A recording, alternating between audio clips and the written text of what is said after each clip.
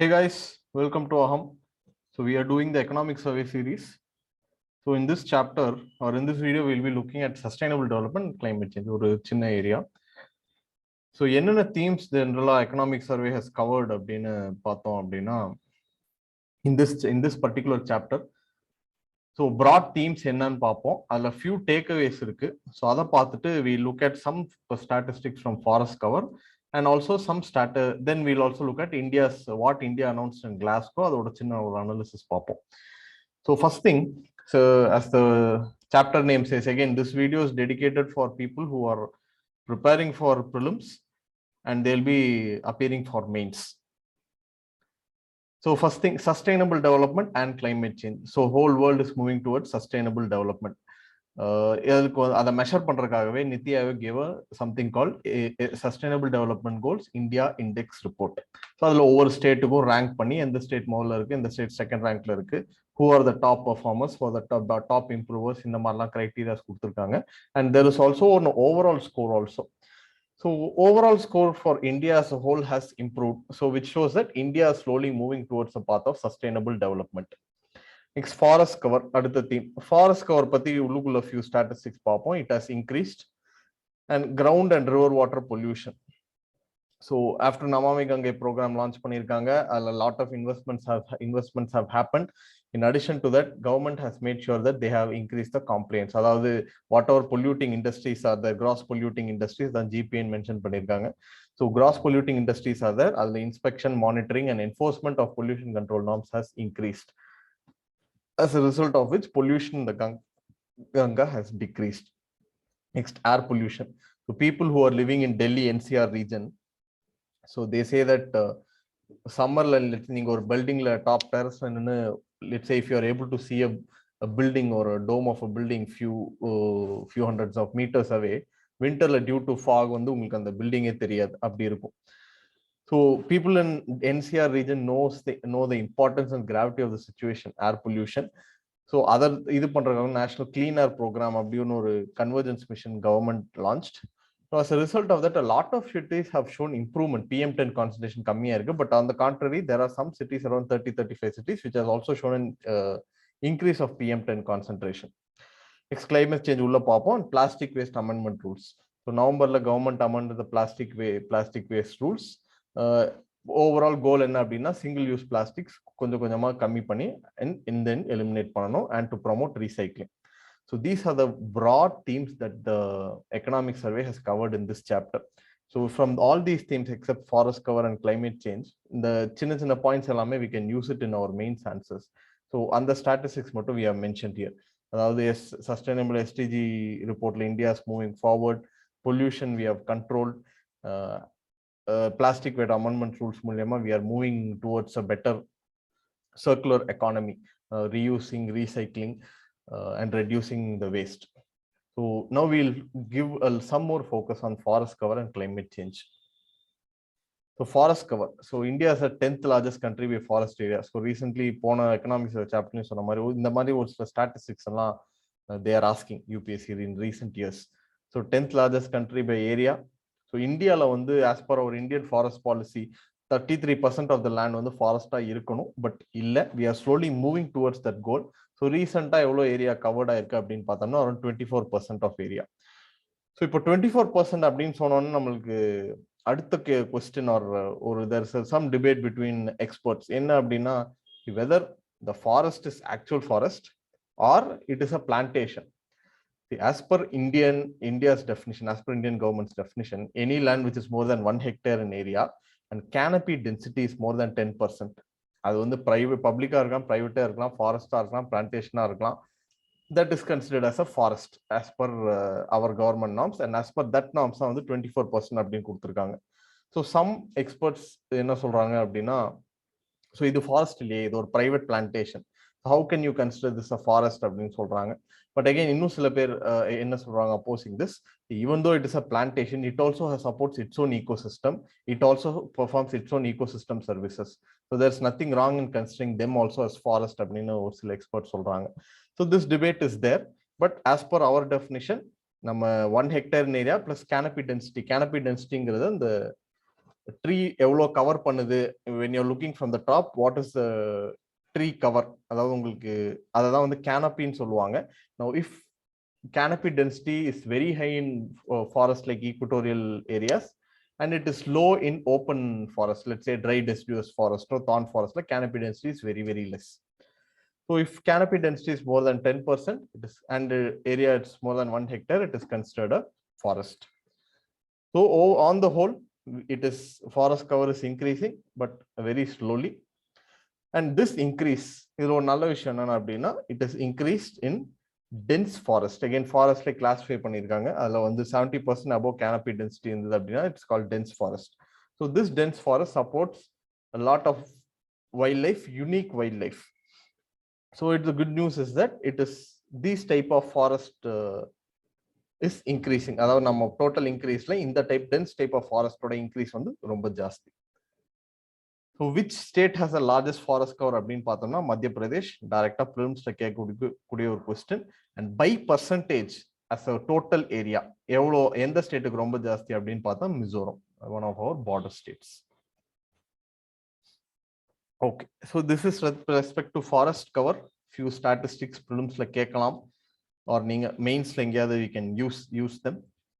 So in climate change, again, the chapter talks about what are some developments that happened in Glasgow.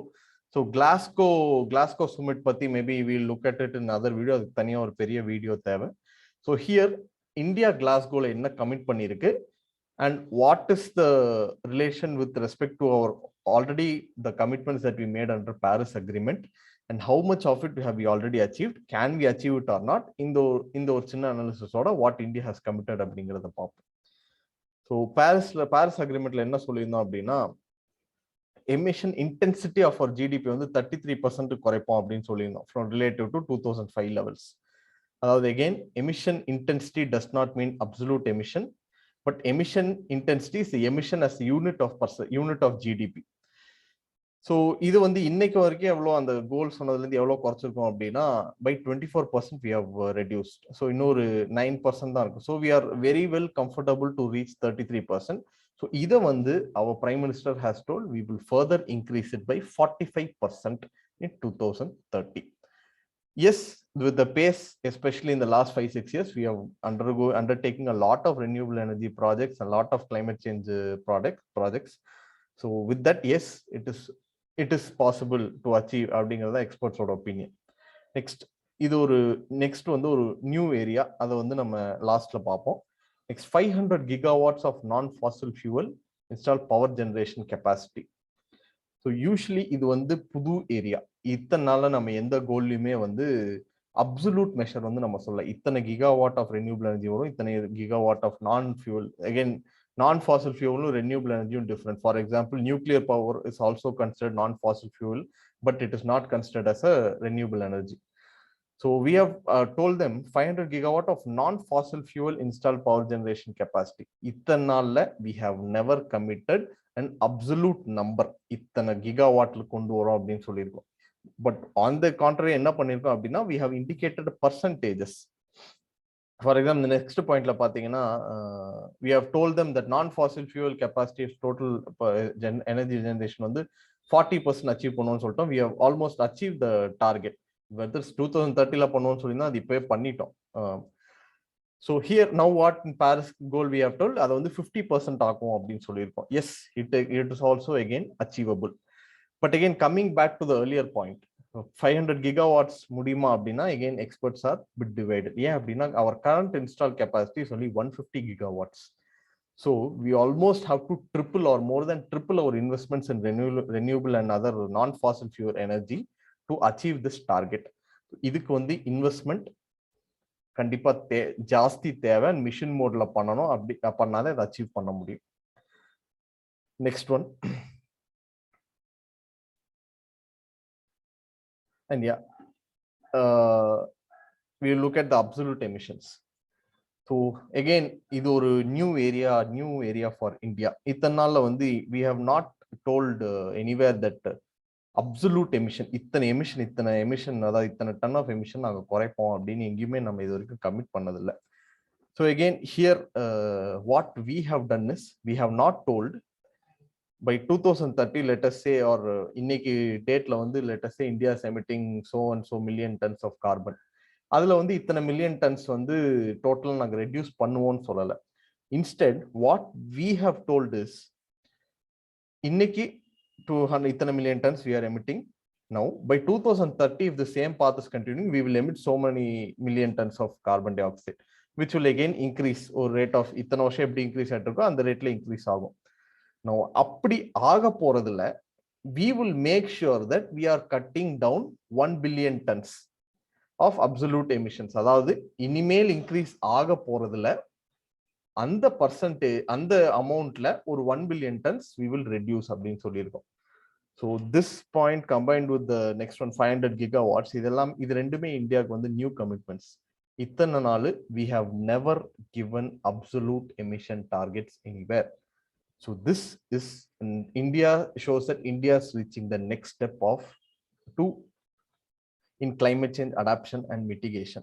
So India is one of also the very few countries to achieve the Paris goals ivlo seekrama.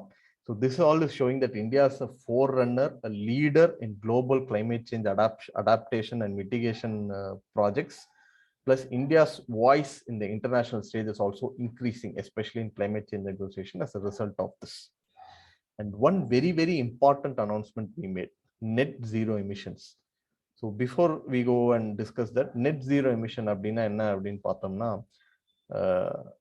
it is not that India will emit absolutely zero carbon emission. No, it's not like that. Now let us say by 2050 or 60, 70, we will emit this many million tons. We are increasing renewable energy போடுறோம், எல்லாமே போடுறோம், but still we will emit. But we will also make sure whatever tons of carbon we are emitting, we will capture that carbon in one way or the other, and ultimately make sure whatever quantity is emitted is ultimately sequestered back and taken, removed from the atmosphere. So in the concept of net zero அப்படின்னு சொல்லுவாங்க. Now India was, there was a lot of questions on this. Developed countries they wanted to push this sooner. China, அதுக்காக நிறைய pressure, there was a lot of pressure on India. And India வந்து இத்தனை நாள் வந்து we were adopting, we still adopt a strong position saying that it's historical responsibility of the West. You have emitted so much, so first you undertake all the net zero and later we'll come. But out of the blue, or suddenly India came and told, no, we will take a lead in that also. So we will commit a net zero by 2070. So a lot of countries, let's say US, Europe எல்லாம் முன்னாடியே commit பண்ணிருக்காங்க 2050 around. But India has told, நான் அவ்வளோ சீக்கிரம் முடியாது, but yes, we will also ensure that 2070 we achieve net zero. So Paris goals பார்த்துட்டோம். Paris goalsல whatever is related achievement பார்த்துட்டோம். அதையும் பார்த்துட்டு we have இன்னைக்கு எவ்வளவு கோல்ஸ் இன்க்ரீஸ் பண்ணிருக்காங்க, அது முடியுமா முடியாதா, and what is the change between the earlier commitments and the present commitments, that also we have seen. இது எல்லாமே சொல்லிட்டு கடைசியில் என்ன சொன்னோம் அப்படின்னா, all this subject to make the finance and technology transfer that you make available to us. So just like that, எங்களால இவ்வளோ பெரிய ambitious goal achieve பண்ண முடியாது. So you give us finance, you give us technology transfer, so that and help us achieve this. அப்படின்னு West மேலேயும் we have put an obligation on them to ensure this. Now one thing in addition to this that we have missed is the creation of a carbon sink, which we had promised in Paris commitments. அதை பத்தி இங்க கிளாஸ்கோல நம்ம எதுவுமே பேசல. Although our target, we are slowly moving towards achieving our targets, we are still a long way to go. அதை பத்தி ஒரு இங்க இன்னும் பேசல. Some experts say அதை பத்தி நம்ம இன்னும் we could have added அப்படிங்கிறது சொல்லியிருக்காங்க. So this is for this video. இது வந்து definitely it's a very important prelims and the mains area, especially important from mains perspective. கண்டிப்பா எல்லா ஆஸ்பிரண்ட்ஸ்க்கும் வந்து இது பாரிஸ் கோல் என்ன, நம்ம அதுல என்ன ரீச் பண்ணியிருக்கோம், இன்னைக்கு என்ன கமிட் பண்ணியிருக்கோம், அதுல ஒரு ஸ்ட்ரென்த்ஸ் அண்ட் வீக்னஸ், அதாவது முடியுமா முடியாதா, what is a way forward அப்படிங்கிறது கண்டிப்பா தெரியும். So that's all for this video. So in the next video we'll look at some other chapter in the economic survey. Thank you.